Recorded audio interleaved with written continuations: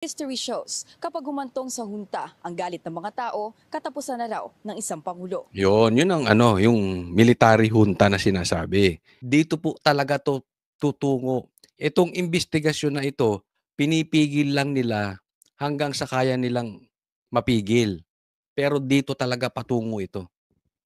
That these investigations will eventually lead to your doorstep.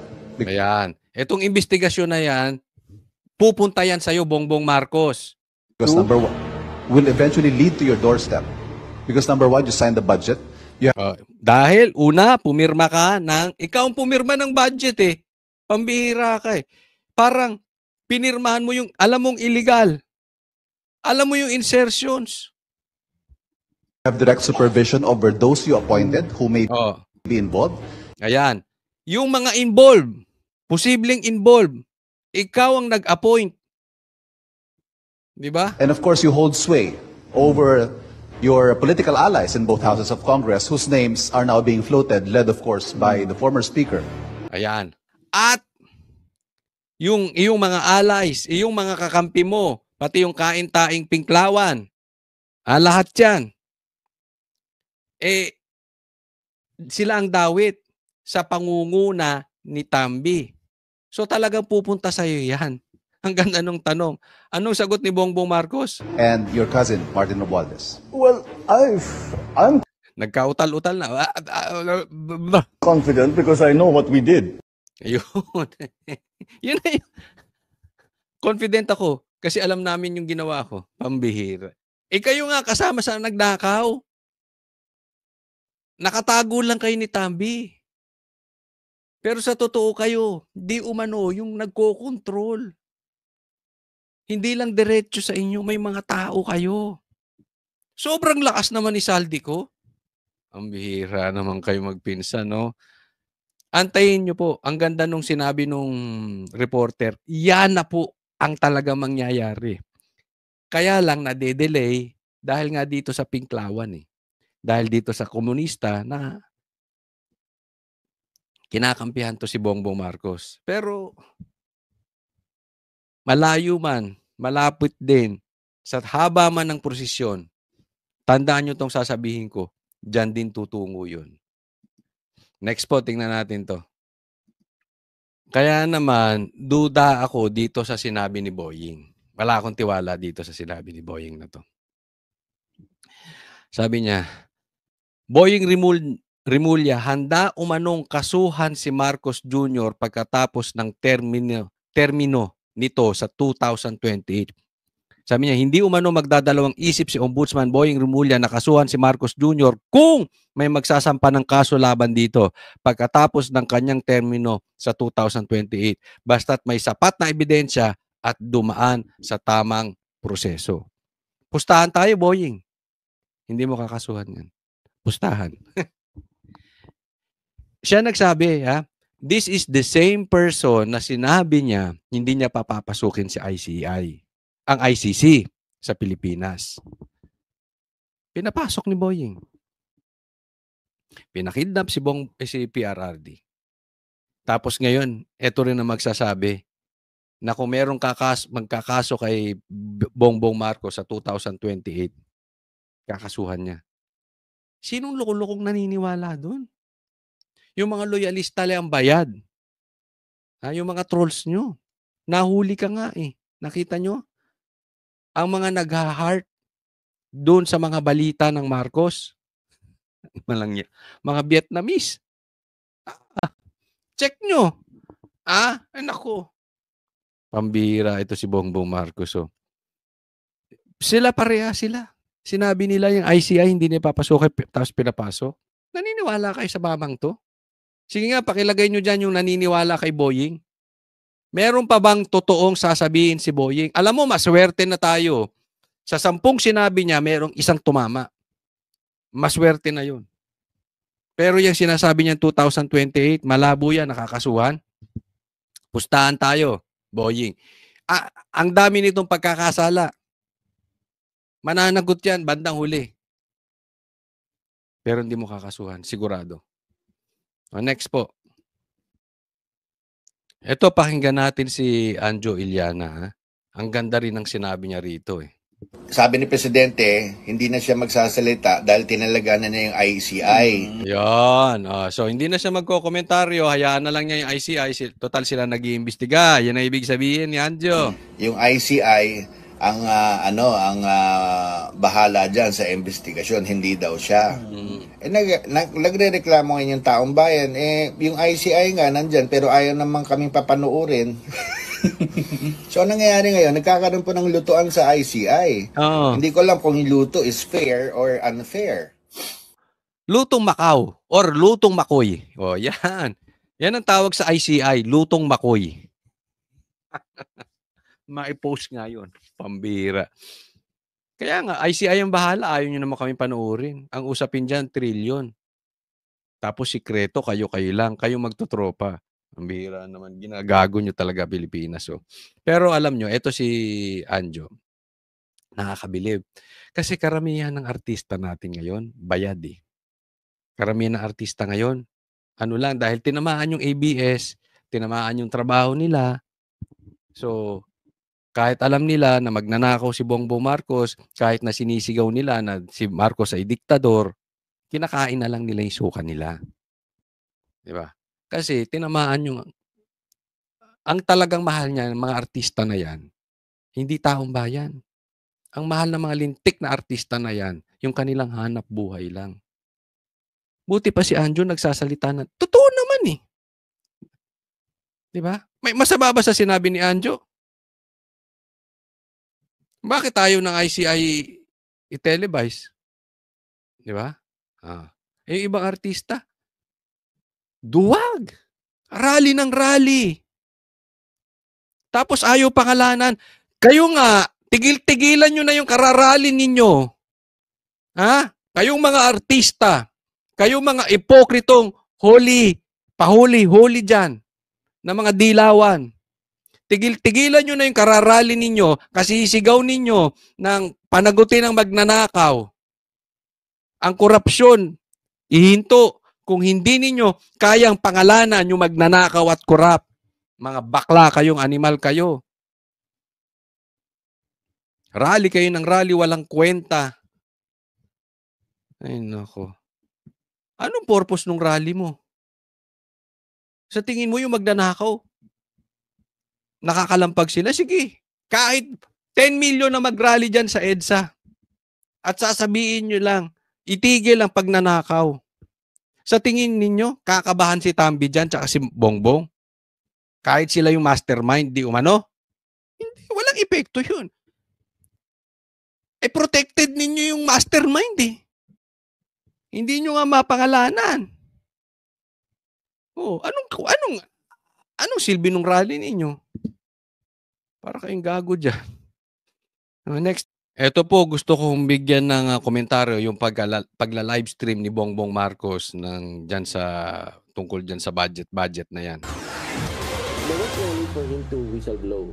Mula sa pag-iimbestiga ng mga anomalyang flood control projects hanggang sa pag-aanunsyo na bubuksan na sa wakas ang bicameral conference proceedings para sa 2026 national budget, ang mga initiative na ito ng Pangulo parte ng isang mas malaking political move, hindi lang para mabawi ang imahe ng kanyang administrasyon sa kabila ng malawakang korupsyon, kundi ipakita sa oposisyon na hawak pa rin niya ang gobyerno. This has something to do with political posturing. Oo. Na you've been there for 3 years. Ang tanong ko sa kanya, he has been there for 3 years. And yet, what took him so long? Parang bago yung 2025 budget, nakailang pirma na siya ng national budget. So I'm quite sure ganyan ang kalakaran noon. Pero bakit ngayon lang? Yan ang ganda nung sinabi. Ngayon nyo ila-livestream yan. Ha?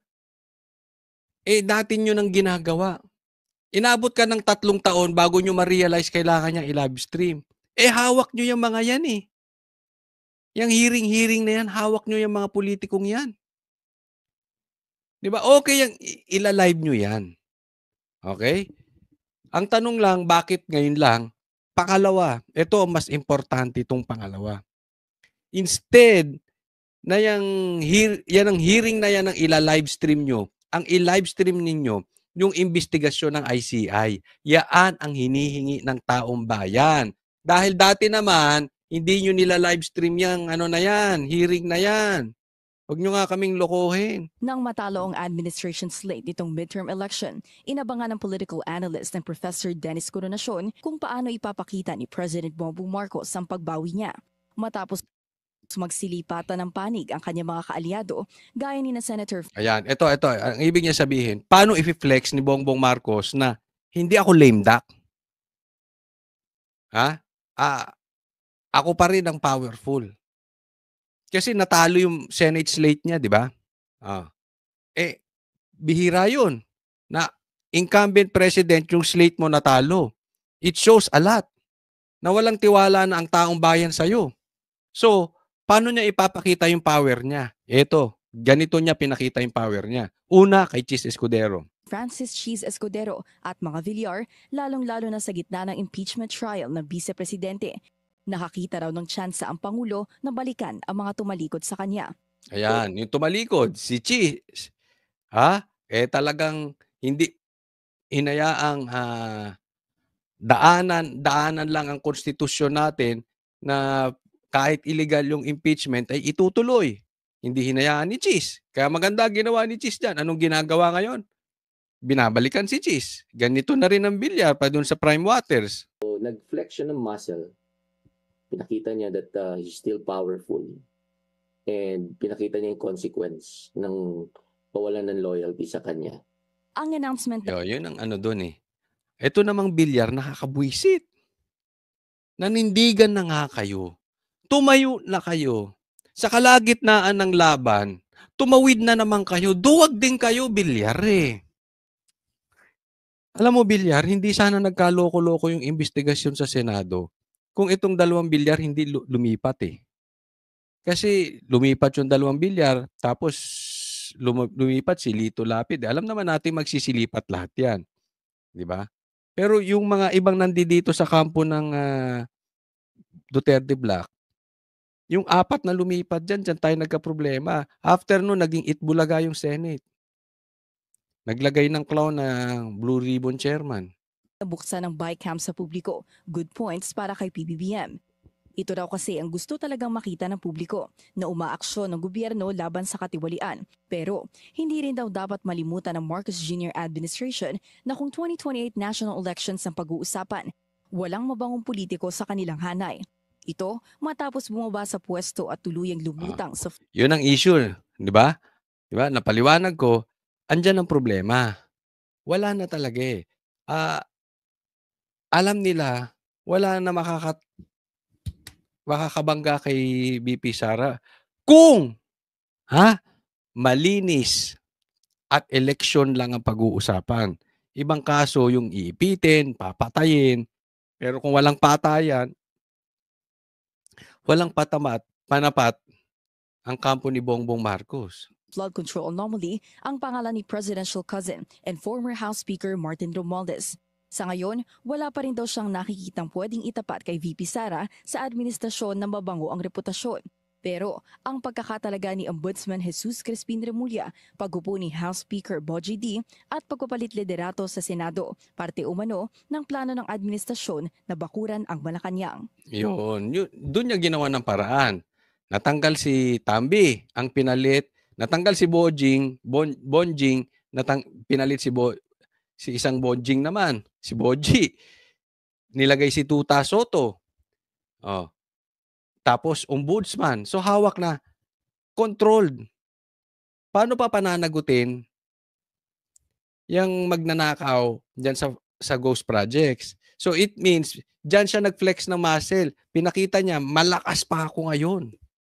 Di ba? Kasi ang mga nakaposisyon, kaya niya pilipitin sa leeg. Yan ang naging problema. Kaya nga sabi ko, okay na sana eh, kung hindi lang naduwag tong mga Villar eh.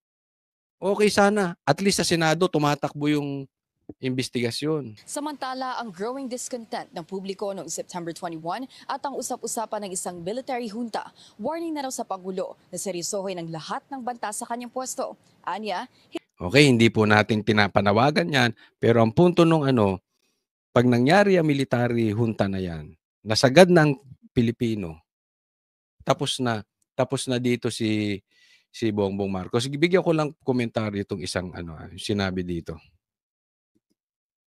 House Speaker Bogie D at pagpapalit liderato sa Senado, parte umano ng plano ng administrasyon na bakuran ang Malacanang. At saka hindi lang yon, hindi lang yung bakuran. They are looking forward sa 2028 na eh. Wala na eh. Wala nang titibag. 'Di ba? So kailangan talagang pahinain ang Duterte Black. Na hindi siya magalaw ngayon at after beyond 2028 kasi alam naman natin to si Bongbong mana sa tatay niya. Gusto nito mag-stay in power. Hangga't makakaya niya mag-stay in power ito.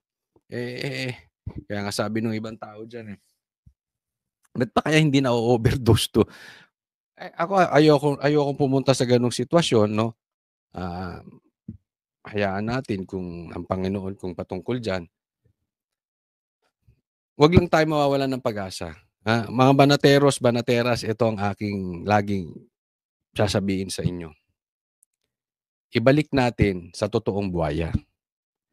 Ipagpatuloy ninyo ang sigaw ninyo sa social media, sa YouTube, sa Facebook, sa Twitter, sa lahat po kung anong meron kayong account. Sa mastermind tayo mag-focus. Lahat po yan. Guguluhin nila yan. Huwag tayong basta-basta maniniwala sa balita. Kung may katotohanan man, yung ibang balita, hindi dapat doon nakafocus. Ang focus natin, sino ang mastermind ng ghost projects ngayon.